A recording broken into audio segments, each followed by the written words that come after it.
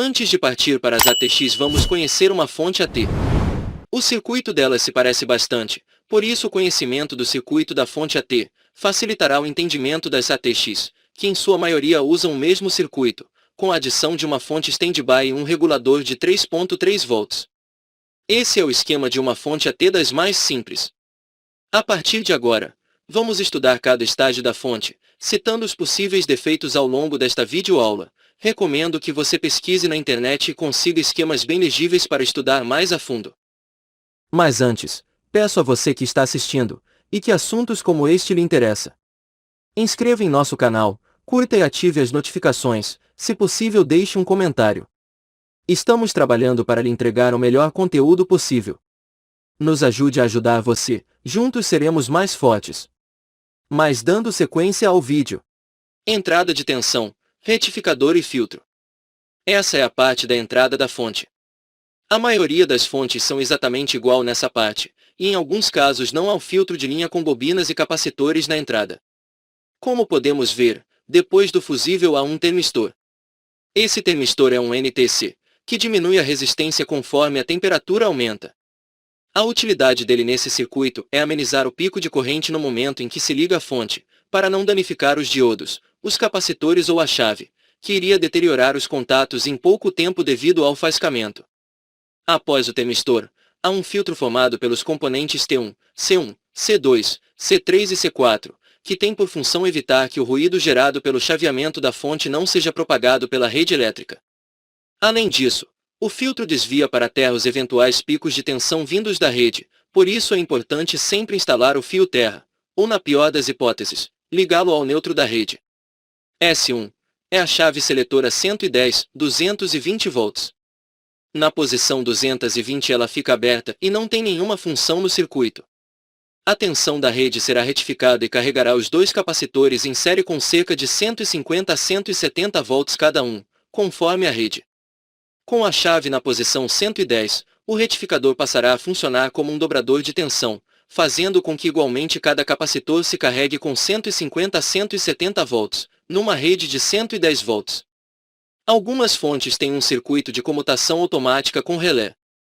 Algumas fontes possuem em paralelo com os capacitores eletrolíticos, C5 e C6, um par de varistores, que entram em curto caso a fonte receba uma tensão acima do suportado, causando a queima do fusível e protegendo o resto do circuito contra maiores danos. Geralmente esses varistores ficam envolvidos em um pedaço de luva termoencolhível. Defeitos relacionados. O estágio de entrada da fonte não costuma apresentar muitos defeitos, por ser um circuito bastante simples. Entre os defeitos relacionados à entrada, podemos citar: não liga, fusível queima quando é trocado, ponte retificador em curto, capacitores do filtro de linha em curto, varistores em curto. Também pode ser causado por curto no circuito chaveador.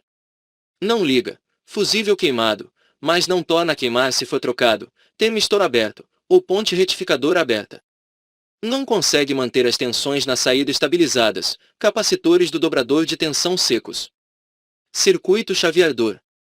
Aqui temos a área da fonte onde acontece boa parte dos defeitos, sejam eles defeitos visíveis como a explosão dos transistores, ou invisíveis, como a abertura dos resistores de partida. Essa topologia de conversor com dois transistores usada na maioria das fontes é conhecida como forward, em meia ponte. O enrolamento que aparece no lado direito do desenho é o primário do transformador principal, e T2 o transformador de acoplamento. Reparando-se na ligação do T2, notamos que o pino 6 dele é ligado em série com o primário do transformador principal, topologia essa que forma um circuito auto-oscilante. Esse circuito oscila por conta própria até que a tensão no secundário seja suficiente para alimentar o circuito de controle e ele passe a controlar o chaveamento dos transistores através do transformador T2. R3 e R6 são os resistores comumente chamados de resistores de partida. Eles servem para aplicar uma corrente mínima na base dos transistores, para que eles possam iniciar a oscilação. O valor mais comum para eles é 330 K. Q1 e Q2 são os transistores do circuito chaveador. Existem vários transistores usados para essa função, sendo os mais comuns, MJE13007, MJE13009, 2SC4242, MT407F, 2SC2335, 2SC3039, 2SC4106 e 2N6740. Eles chaveiam alternadamente, numa frequência de cerca de 60 a 70 kHz. Defeitos relacionados. Essa é a área da fonte onde acontece boa parte dos defeitos, e no caso das AT, a maioria dos defeitos. São eles: fonte queimando fusível, transistores em curto ou com fuga. Na maioria dos casos de queima dos transistores, os resistores e diodos ligados nas suas bases também queimam.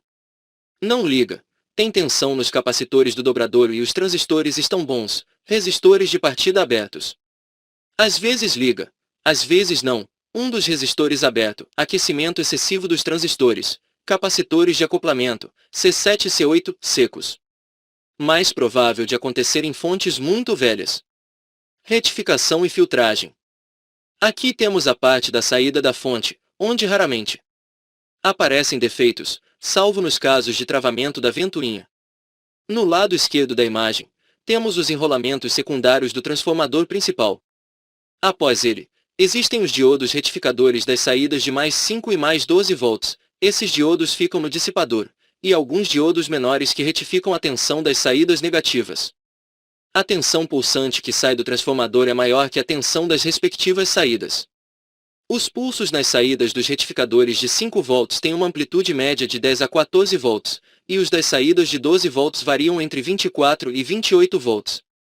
Aplicando essa tensão de forma pulsada na bobina L1, e controlando a largura dos pulsos, temos a regulação da tensão na saída. L1 é a bobina toroidal, que fica depois do dissipador dos diodos. Na verdade, são várias bobinas enroladas no mesmo núcleo. Ela serve para armazenar a energia que o transformador manda pulsadamente e entregá-la para os capacitores. A razão de serem todas enroladas sobre o mesmo núcleo é manter a uniformidade das tensões nas saídas, independentemente da corrente que está sendo exigida de cada uma delas. Se essa bobina queimar, é preferível reaproveitar os semicondutores da fonte e jogar o resto fora, pois os capacitores com certeza também estarão imprestáveis devido à sobretensão que sofreram. Além disso, é bastante difícil achar uma bobina com as mesmas características da original, e se a bobina substituída tiver alguma diferença nas relações de espiras, as tensões na saída ficarão desiguais, podendo, por exemplo, a saída de 12 volts ficar com 16 volts.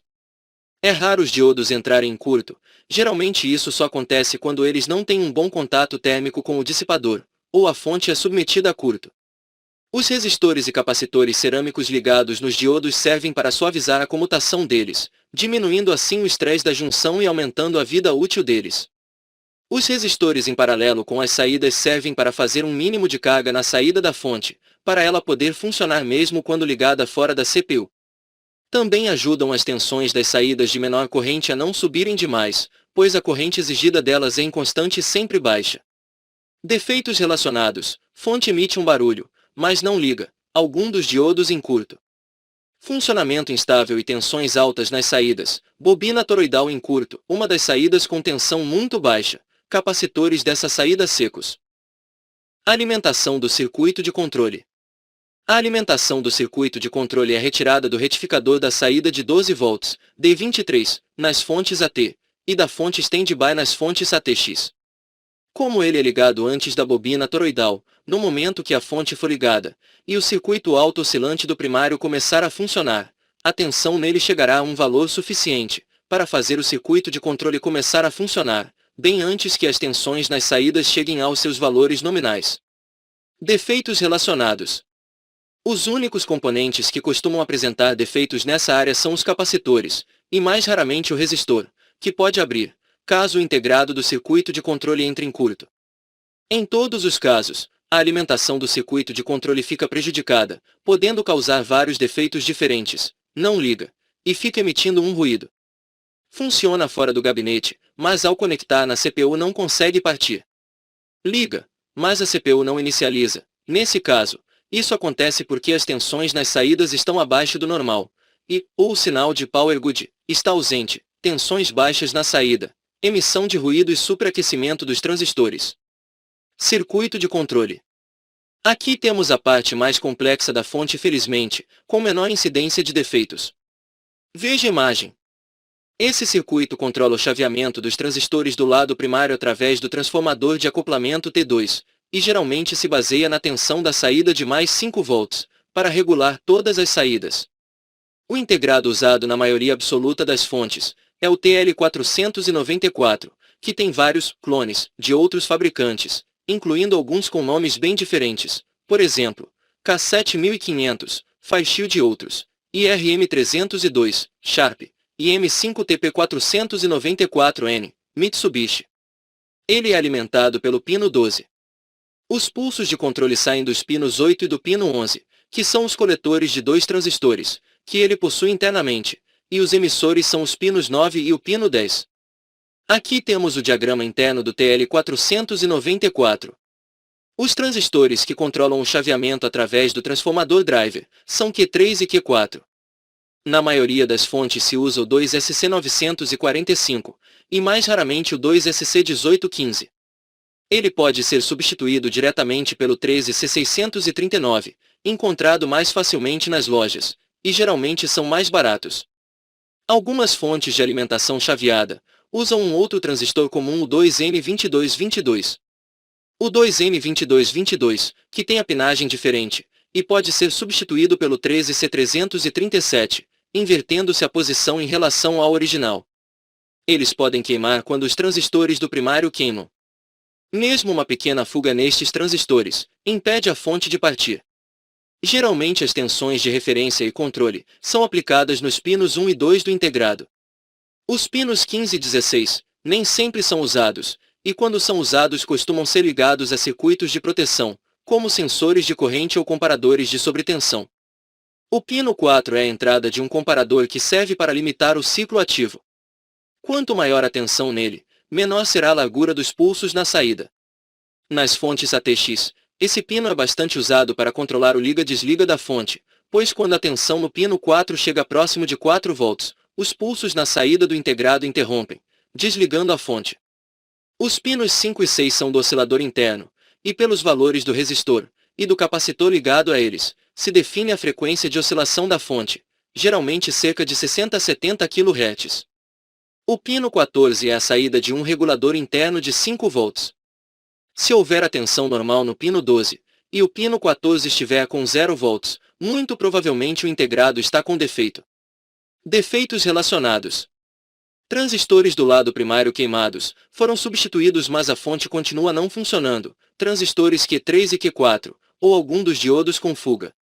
Fonte não liga, ou fica com as tensões muito baixas nas saídas, integrado com defeito, ou resistor R15, geralmente de 1K5 por 1 watt.